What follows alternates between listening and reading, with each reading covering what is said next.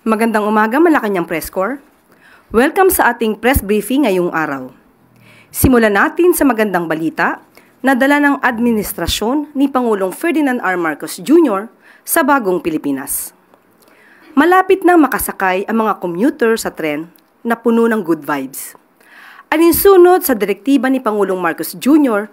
na gawing madali at komportable ang pag-commute ng mga Pilipino, maaasahan na ang mga istasyon at tren sa Metro Manila ay magkakaroon ng mabilis at libreng internet. Magkakaroon din ng mga improvement at smarter technology gaya ng contactless payment gamit ang inyong debit or credit card, smartphone o e-wallet.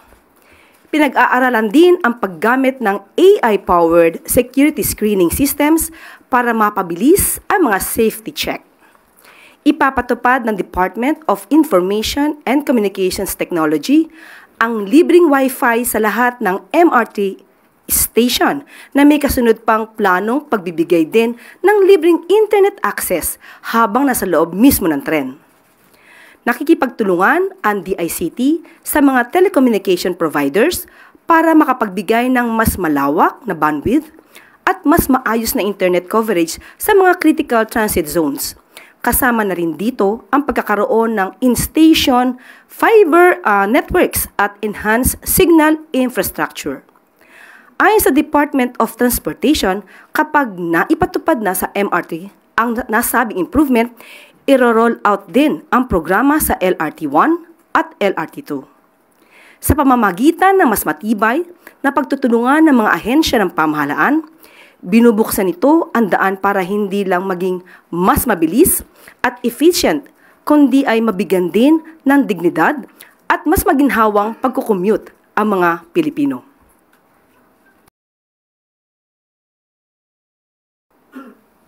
Sa tuloy-tuloy na pagtutok ng Administrasyong Marcos sa kalusugan ng mga Pilipino, inulat ng Department of Health ang pagtuloy ng pagbaba ng bilang ng mga bagong kaso ng dengue. Mula 12,050 new dengue cases noong March 2 hanggang March 15, bumaba sa 9,289 ang bagong kaso ng dengue na naitala pagdating ng March 16 hanggang 29. Iniuugnay ng DOH ang pagbaba ng mga bagong kaso sa pagpapatupad ng pinag-igting na vector control sa mga komunidad. Bukod pa rito, ang mas maagang pagkonsulta dahil sa health education program ay nakatulong din para maipababa ang case fatality rate. Naging mabilis rin ang pagbibigay ng sapat na medical attention para sa mga dumudulog sa dengue fast lanes ng DOH hospitals. Paalala ng DOH, huwag bitawan ang disiplina sa paglilinis at maagang paghahanda para sa tag-ulan at ituloy ang alas 4 kontra mosquito.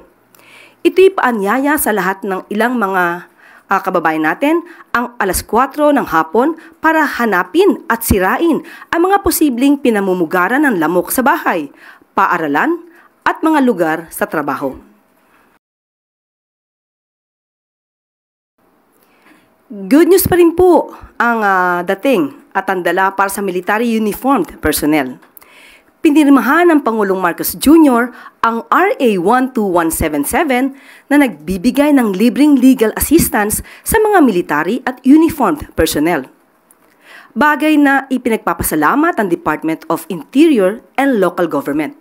Dito ay mabibigyan ng libreng serbisyo ng ang mga kawani ng AFP, PNP, BJMP, BFP, PCG, Bucor, at marami na may kinakaharap na sibil, kriminal o administratibong kaso dahil sa pagganap sa kanilang mga tungkulin. Sa ilalim ng batas na ito, siguradong may suporta silang legal na maaasahan para mas makapaglingkod sila sa bayan. Ilan lamang po yan sa mga good news natin sa araw na ito.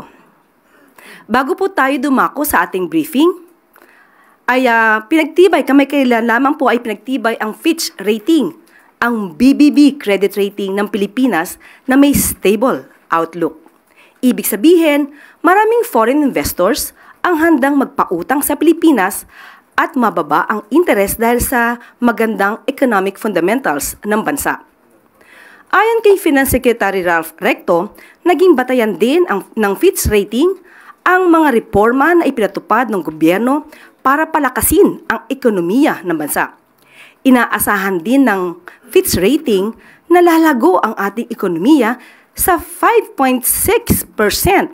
Pinuri rin ng ahensya ang mga hakbang na ginawa ng gobyerno sa fiscal consolidation at pagpapababa ng budget deficit. Para mas maipaliwanag po ito at maisagot or masagot ang inyong mga katanungan tungkol sa Fitch Rating ng bansa, kasama po natin ngayon si Finance Assistant Secretary Neil Cabiles. Si Cabiles, good morning.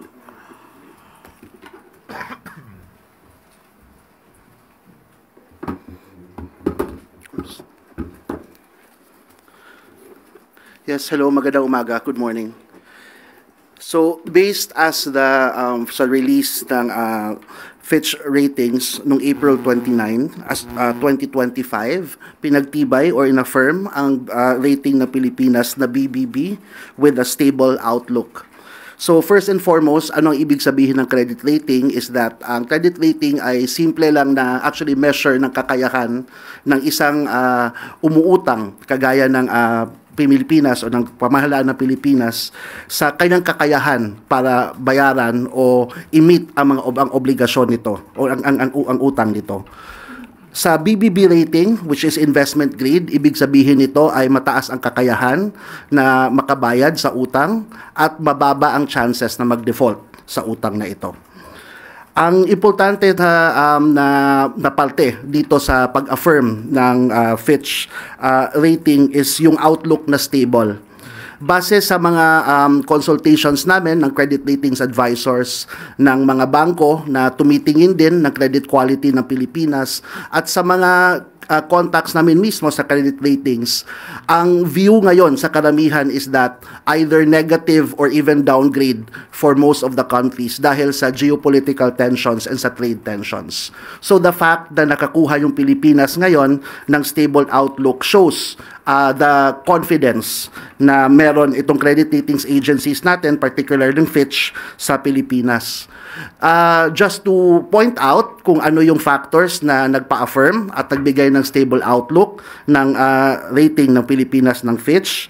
Ito ay ang continued na paglago ng ating ekonomiya, isa sa pinakamataas na paglago sa ASEAN. Ang malaking size ng ekonomiya natin mismo kumpara doon sa mga ibang mga tinitignan ng credit ratings na nasa BBB profile din. At ang fiscal consolidation o pagsunod natin sa medium-term fiscal framework kung saan pinapababa natin ang level ng utang at ng deficit natin dito sa bansa. Yung in terms of kung ano yung importance or ano yung halaga ng credit ratings. So, ang credit ratings, kung ipapakita niya na investment grade ka, na maganda ka, ibig sabihin, mababa yung cost ng iyong pag-utang. So, ibig sabihin, mababa ang interest na babayaran ng gobyerno para sa mga utang na kanyang gagawin para i-finance yung mga projects natin. So, mas mataas yung kakayahan ng gobyerno para makapag-deliver sa mga projects nito. Pangalawa, ang mataas din na credit ratings and investment grade ratings is actually also an indicator of investor confidence in the Philippines. So that would actually bring in more investments dito sa ating bansa, and of course, mas marami din tayong trabahong aasahan sa mga investments na ito. Thank you. Thank you, Asik Neil. First question, Harley Balbena, PTV4. Hi, good morning, Asik. Sir, in simpler terms, how will this positively impact the ordinary Filipinos? Yes, as we mentioned, no. So first and foremost, since mataas yung credit rating mo, mas mababa yung interest na babayaran kapag nangutang yung Pilipinas para isuportahan yung mga projects niya. So mas kung ganito yung mangyayari, mas mataas yung kakayahan natin para ma-deliver ng projects kasi makakahanap tayo ng mas murang paraan ng pagpondo nito. Pangalawa, since maganda yung credit rating mo, yung mga investors makikita nila na maganda magandang investment destination ang Pilipinas. So pag mag-invest sila dito, definitely makaka-generate ng trabaho. And it's particularly important ito ngayon kasi kung titignan nyo sa nangyayari dito ngayon sa trade tensions natin, yung tariffs ni Philippines relative to other ASEAN countries, mas mababa siya. So, yun pa lang, medyo nakakapag-attract ng investments yon. Tapos, yun, may magandang credit rating ka pa. So, marami kang magandang balita na ibibigay sa investors na para pumasok dito. Next question, Alvin Baltazar, Radyo Pilipinas.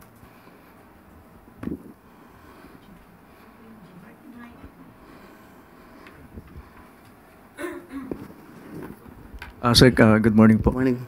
Asek, in terms of pagbabayad natin ng utang, naging magandang rason din ba yun para gumanda yung standing natin?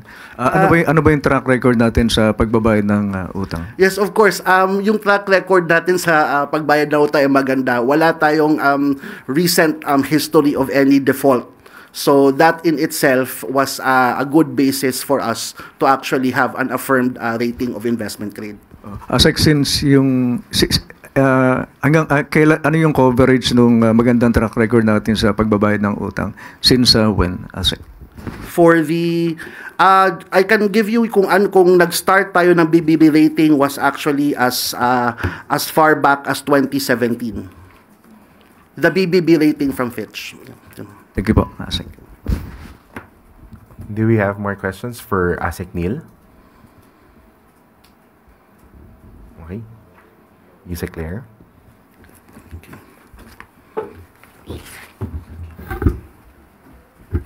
Thank you po, Asek Abiles. Napakagandang balita po niyan. Ibig sabihin ay wala pala tayong record ng default o sa pagbabayad ng utang kahit napakalaki po ng utang na naiwan sa atin noong nakaraang administrasyon. So, ibig sabihin nito ay hindi pala totoong itim ang kulay ng bansa sa ngayon. Thank you po for that good news. At handa na po tayong tumugon sa inyong mga katanungan. Okay. Yusek Claire, first question po, Alvin Baltazar, Radyo Pilipinas. Yusek, good morning po ulit. Yusek, kakamustahin lang po yung turnout nung launching ng pagsisimula ng 20 pesos per kilo ng bigas. Ano pong feedback pati doon sa quality ng rice na ipinamahagi kahapon? Nakita po natin, lalong-lalo po sa mainstream media, na napakarami pong nag-avail, marami pong pumila, marami pong nakinabang sa mga kababayan natin sa Cebu at nakabili po ng bigas na 20 pesos po kada kilo. At ito po ay sinundan po ng yung sa mga reporters po, sinundan po mismo yung nakabili at sila po ang nagpatunay na maganda po ang bigas, na isaing po nila at tuwan-tuwa po ang mga kababayan natin sa Cebu. Sana po nga ay magtuloy-tuloy po ang proyektong ito para sa mas nakakarami pang Pilipino. Bali patunay na dito, Yusek, doon sa parang kontra na din doon sa mga naunang pananabotahe sa programa natin, ano? Opo. Kung ito naman po ay hindi manggagaling din naman sa mainstream media at mga responsible social media content creators, huwag niyo na pong paniwalaan yung mga fake news peddlers. Paniwalaan po natin kung ano po yung nakikita natin sa mga news na may kredibilidad. Yusek, we have follow-up question from Maris Umali, GMA7. Hi ma'am, magandang umaga po. Ma'am, how long can the government sustain the subsidy or program of a 20 peso price for the rice, and will there be a wider rollout? According to the reports given to the President, the program can be sustained up to December of this year, and maybe by the following year, 2026, it would be considered or will be included in the budget. Ma'am, may tatanong lang po ako kasi meron po kami reporter, I just forgot where he was last night, pero meron daw area na hindi natuloy yung 20 pesos. Meron po bang nakarating na ganito sa inyong na information? Sa Cebu? Sa Kadiwa po, ma'am. Ng Cebu? Yes. Opo, parang hindi ko alam kung saan exactly, pero meron pong nakarating na hindi raw po natuloy dun sa particular area na yun. Meron po bang ganitong nakarating sa inyo? And kung ano yung dahilan, bakit hindi natuloy dun sa area? Sa ngayon po ay wala pa po tayo nadinig na ganun pong balita, pero i-follow up po namin at aalamin namin kung totoong may nangyaring ganun po at kung ano yung maaari naging dahilan, kung meron man po. Another follow-up question po from Maricel Halili. Yusek, magandang umaga po. May update na po ba tayo tungkol dun sa nirequest na exemption for the 20 pesos per kilo ng bigas? Pinayagan din ba sila na maibenta outside Cebu but within Visayas? Sa ngayon po itong oras na to, itong minuto na to, ay wala pa pong napaparating sa akin kung napayagan po ng COMELEC yung exemption. Pero makatapos po ng press briefing, kakausapin po natin si DA Secretary Kiko kung ano man po ang pinaka-latest dito. Follow-up. Marie Sumali. Ang sabi po ma'am, sorry, hindi po pala sa Cebu. Kadiwa Store sa Bureau of Plant Industry sa San Andres, Malate. Halos likod lang ng church. Dahil po ba hindi kasama siya supposedly dun sa 20? Sa Cebu po, supposed to be kasi ang launching po sa Visayas Cebu Avenue ay ngayon. So, since kung hindi pa po ito pinayagan ng COMELEC, hindi po siya magro-roll out doon. Kasi po supposed to be ang launching for that Visayas Avenue sa Bureau of Animal Industry. Tama po ba? Bureau of Plant Industry po.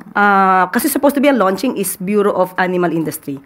Yung launching ng NFA. Okay. Pero hindi pa po kami nabibigyan ng update patungkol po doon. Kasi ang rollout po talaga is sa Cebu, Kadiwa Store sa Cebu. So that's the only reason? Yes. Hindi dahil kulang ng supply, Ay, hindi walang po. naging problema? Marami po tayong supply sa ngayon. Okay. And yung sinasabi niyo po na it will be sustained until December, yung wider rollout po ba to different sectors, posible po ba yun? Or it will just be for the indigent only in the meantime? Yes, for the meantime, only for those vulnerable sectors po. Another follow-up question from Eden Santos, 25. Good morning po, Yusek. Clarification lang po kasi sabi niyo last time, lahat po pwedeng bumili nitong 20 pesos na bigas. Pero ang sabi po ng DA, mga piling sektor lamang po ng ating lipunan yung makakabili nitong murang bigas. Alin po ba talaga yung totoo dun? Yun po ang unang plano. Pero dahil po napag-aralan po, naunahin muna po yung nasa vulnerable sectors, uunahin po muna natin sila.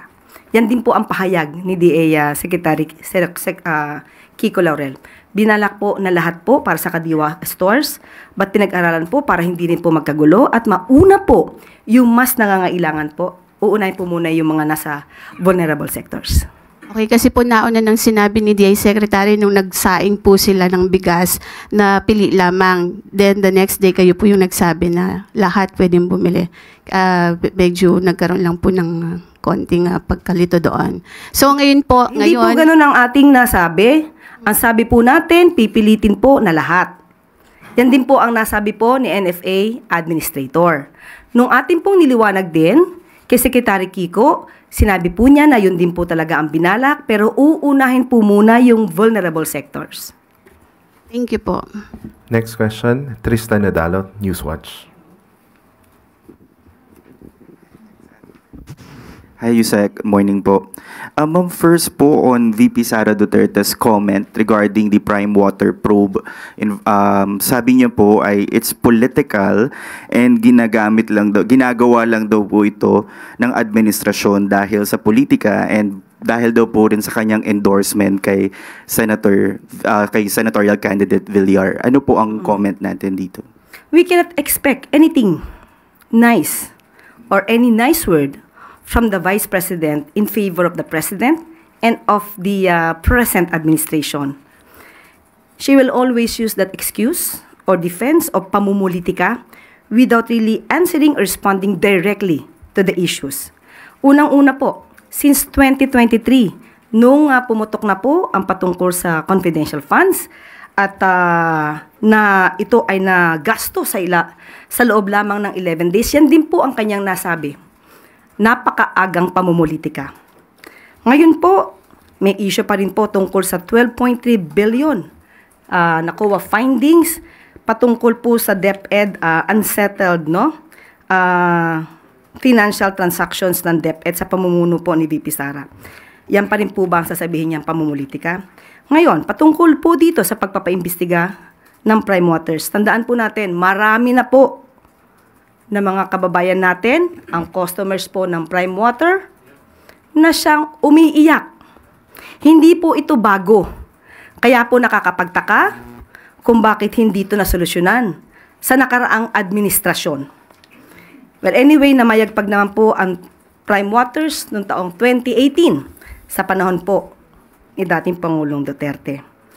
At ang nais lang po sana natin, kung ano mang pakikipag-argumento po o pakikipag-diskusyon ng ating Vice Presidente, sana po ay i-level up po natin. Rason sa rason, datos sa datos, huwag gamitan ng masasamang salita or pagmumura.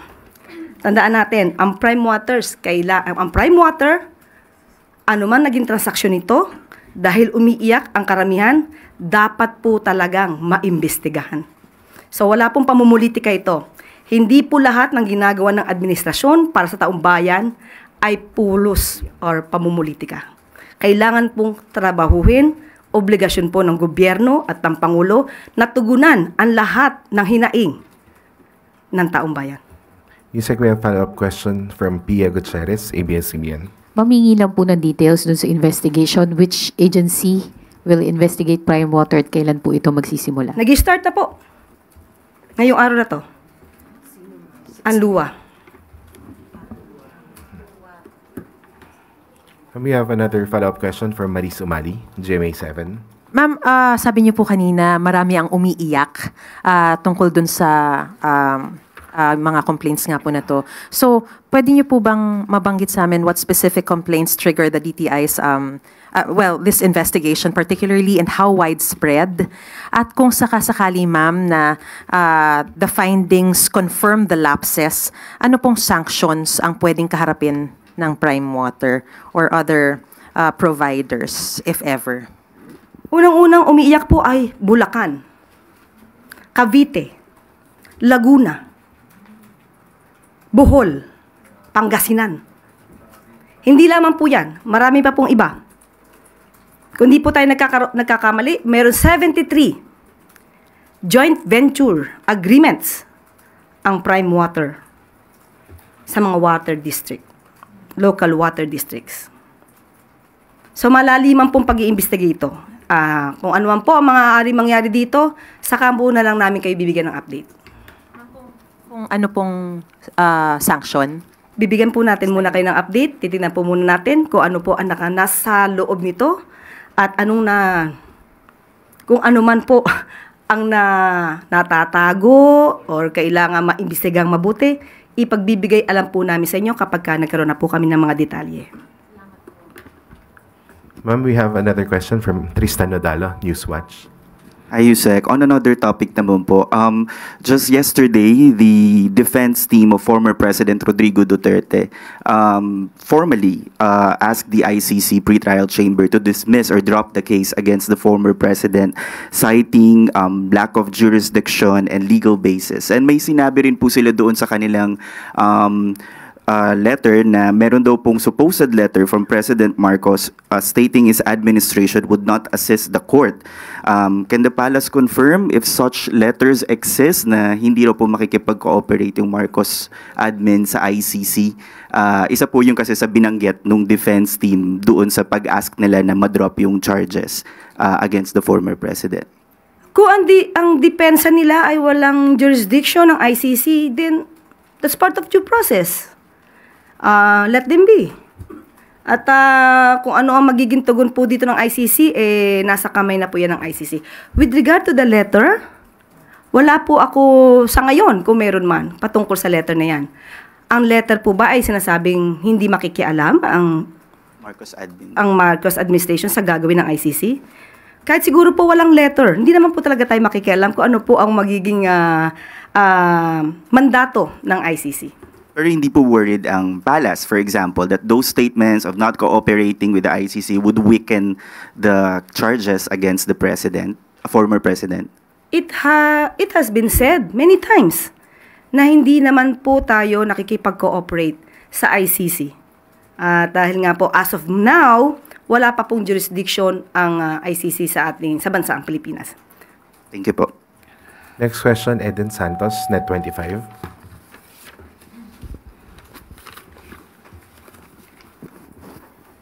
Yusek, sabi po ni Vice President Sara Duterte, impeachable offense daw po yung ginawa ni Pangulong Ferdinand Marcos Jr. o ng gobyerno sa pagsuko sa ICC kay FPRRD, at hindi po ba nababahala dito si Pangulong Marcos na baka pwede rin pong maibalik sa kanya at pwede siyang kasuhan po ng impeachment or pwede siyang ma-impeach sa ground po ng sinasabi niyang betrayal of public trust.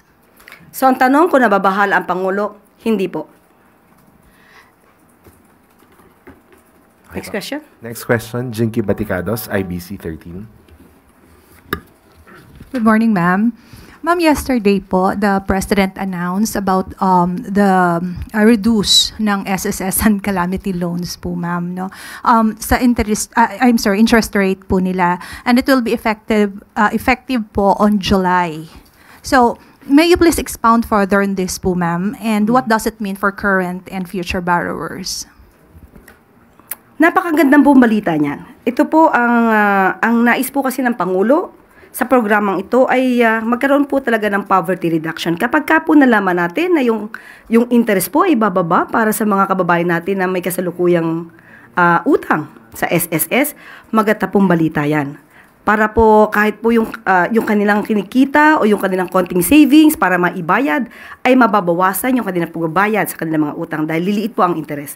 So, yun po yung nais ng ating Pangulo.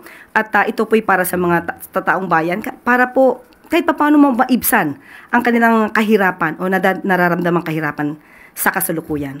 Kaya muli sasabihin natin, hindi po talaga kulay itim ang bansa.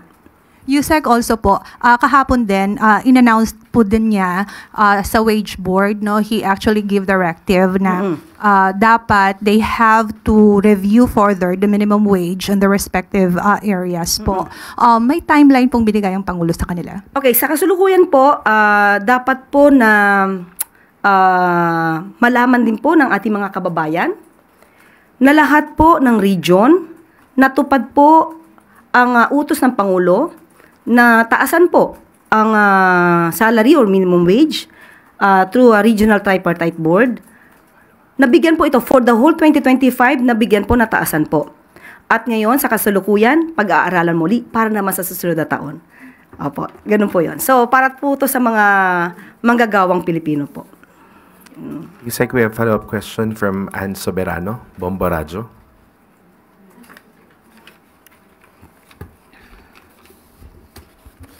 Yusek, good morning. Follow-up lang po. Ilang mga mambabatas po kasi nananawagan na kay Pangulong Marcos na sertipikahan na po daw urgent ang wage hike bill. Ano po ang reaksyon ng Malacanang sa panawagan na sertipikahan po na urgent ang wage hike bill? Opo, ganito po yan. Kailangan po natin lahat alamin. Ito po ay ayon din sa Pangulo, lahat ng stakeholders dapat po makausap, malaman ano po yung maaaring magandang idulot, positibo, negatibo. So lahat po ng stakeholders kailangan kausapin kung kakayanin din po ba ng mga employers at kung ano yung nararapat sa mga manggagawa. So sa ngayon po ay dapat pag-usapan lahat-lahat po yan. Pero kung ano po yung makakaya ng Pangulo sa kanyang pag-uutos, katulad ng sinabi po natin, sa pamamagitan po ng DOLE, ibibigay po natin sa mamamayan. Hindi nga lang po siguro ganon kalaki katulad ng hinihingi ng iba mga kababayan natin. But at least po, gumagawa po ang Pangulo sa abot na makakaya na maibibigay para sa taong bayan at mga manggagawa. Lastly po, Yusek, ang labor group po ay nananawagan din na ng parang meeting with the President. Bukas po ba ang Malacanang na makipag-usap sa mga labor groups? Thank you. ang Pangulo po ay laging bukas sa anuman pong diskusyon para po sa ikabubuti ng mga manggagawa. At hindi po yan sinasara yung pintuan. Kailangan lang di po siguro natin na masabi sa Pangulo kung papaano, kailan, para po magkaroon sila ng magandang pag-uusap. Next question, Pia Gutierrez, ABS-CBN. Hi, ma'am. Ma'am, kahapon naglabas na statement si President Marcos regarding the suspension of Governor Gwen Garcia sa Cebu. How should we interpret the President's position on the suspension of Governor Gwen, considering po na she is a close ally of the administration and also the leader of the very powerful One Cebu Party? Okay, maliwanag din po ang sinabi ng ating Pangulo. Dapat pong paigtingin ang rule of law. Patibayin ang due process. Wala dapat umaabuso sa anumang kapangyarihan, maging sino ka man. So susunod po tayo kung anong sinasabi ng batas at kung ano po ang procedure na dapat gawin. Siguro maaari po itong i-avail ni Governor Gwen Garcia. At kung ito naman po ay naaayon sa batas, dapat punto pa rin. So, ano po ba yung pananaw ng Pangulo tungkol dito sa suspension niya? Does he believe that the suspension was politically motivated and that the Ombudsman did not follow the rule of law?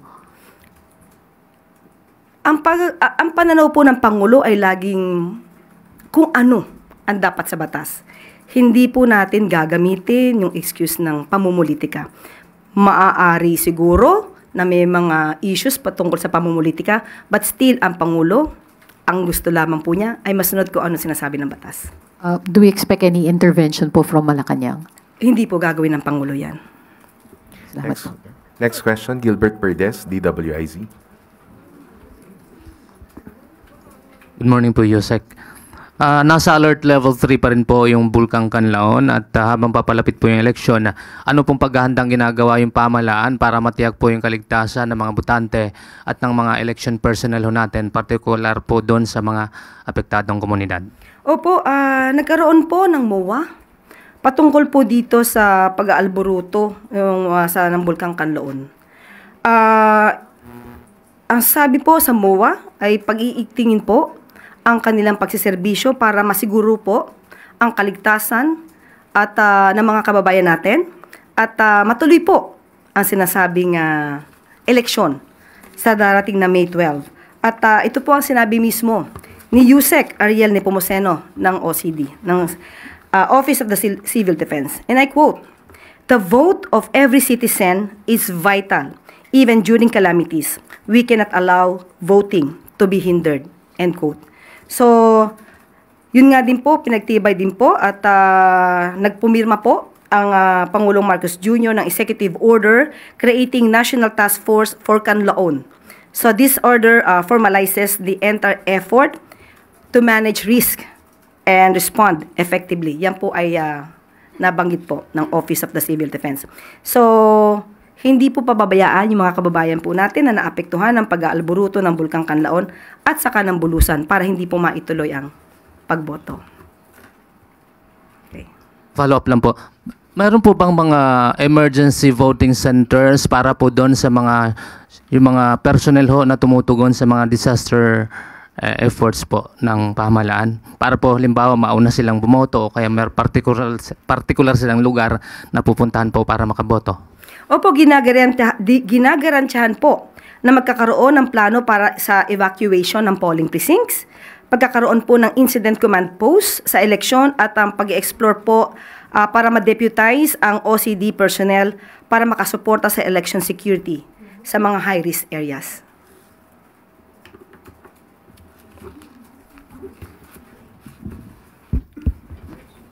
Follow-up question, Vance Fernandez. Ma'am, on Governor Gwen, regarding dun sa kanyang pagmamatigas na ayaw niyang bumaba sa pwesto, papayuhan kaya ito ni Pangulong Ferdinand Marcos? Maliwanag nga po, sinabi ni Pangulong Marcos, dapat sundin ang batas. So kung ano po inaayon sa batas, yun din po ang dapat sundin, walang dapat umabuso. Wala po tayo sinasabi kung ang umabuso ay yung ombudsman o si Governor Gwen Garcia. Kung ano po nasasaad sa batas, kung may depensa naman po si Governor Gwen Garcia at sinasabi na hindi dapat magpatupad ng suspension sa loob ng 90 days during the election period, Kung yun po ang nasasabi ng batas, yun po yung sundin. Thank you, ma'am. Bago po tayo magtapos, bilang update sa inisyatibo ni Pangulong Marcos Jr. na magbigay ng libreng sakay sa LRT1, LRT2 at MRT3. Umabot sa higit 1.2 million commuters ang nakinabang sa unang araw ng Labor Day bilang sakay noong April 30. Nauna nang sinabi ng Pangulo na ito ay isang pagbibigay pugay sa mga manggagawa at sa kanilang kontribusyon sa ekonomiya at sa lipunan. Tatakbo ang libreng sakay para sa lahat sa LRT1, LRT2 at MRT3 hanggang bukas, May 3. At dito po nagtatapos ang ating briefing. Maraming salamat Malacanang Press Corps at magandang tanghali para sa bagong Pilipinas.